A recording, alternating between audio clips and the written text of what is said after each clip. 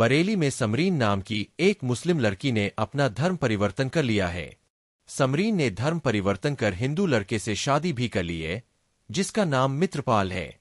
अब शादी करने के बाद समरीन सुमन यादव बन गई है। धर्म बदलने के बाद सुमन का कहना है कि उसे बुर्के में रहना पसंद नहीं था, तो उन्होंने मर्जी से धर्म परिवर्तन किया और अपने प्रेमी के साथ शादी कर ली।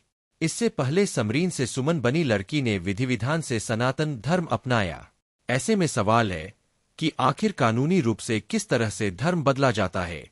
इसके अलावा सवाल ये भी है कि जब भी कोई व्यक्ति किसी दूसरे धर्म से हिंदू धर्म अपनाता है तो उसकी जाति को लेकर किस तरह से फैसला किया जाता है।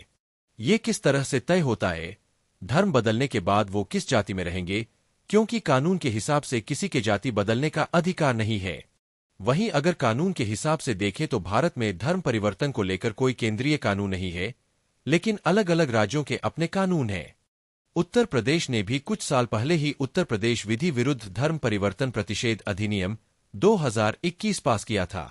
इसके अलावा उत्तराखंड, हिमाचल प्रदेश, अरुणाचल प्रदेश, ओडिशा, मध्य प्रदेश, छत्तीसगढ़, गुजरात और झारखंड जैसे राज्यों में भी धर्म परिवर्तन को लेकर कानून बने हुए हैं। अगर उत्तर प्रदेश की बात करें तो नए कानून के हिसाब से धर्म परिवर्तन करने वाले व्यक्ति को 2 महीने पर अपने जिले डीएम को जानकारी देनी होगी। उन्हें यह भी बताना होगा कि वे बिना किसी लालच, डर और बहकावे में आए वे धर्म परिवर्तन कर रहे हैं। इसके अलावा अन्य राज्यों में कलेक्टर को सूचना देकर धर्म परिवर्तन किया जाता है। आमतौर पर कानूनी रूप से धर्म बदलने के लिए सबसे पहले एक एफिडेविट बनवाना होता है, जिसमें सभी जानकारी लिखी जाती है। इसके बाद न्यूज़पेपर में एड निकलवाना होता है और इसके बाद गैजेट नोटिफिकेशन निकलवाना होता है। एफिडेविट वगैरह के प्रोसेस के बाद सरकारी रिकॉर्ड के लिए गैजेट नोटिफिकेशन पब्लिश करवाना होता है। गैजेट एप्लीकेशन के बाद आपका धर्म कानूनी रूप से बदल जाता है। इसके लिए आप किसी वकील की मदद ले सकते हैं।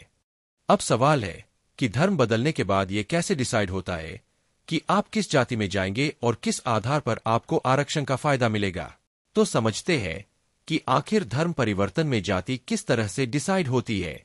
भारतीय संविधान के अनुसार देश में हर कोई अपने मन के हिसाब से किसी भी धर्म को मानने के लिए, उनके नियमों का पालन करने के लिए स्वतंत्र है। वे अपने हिसाब से अपना धर्म भी बदल सकते हैं।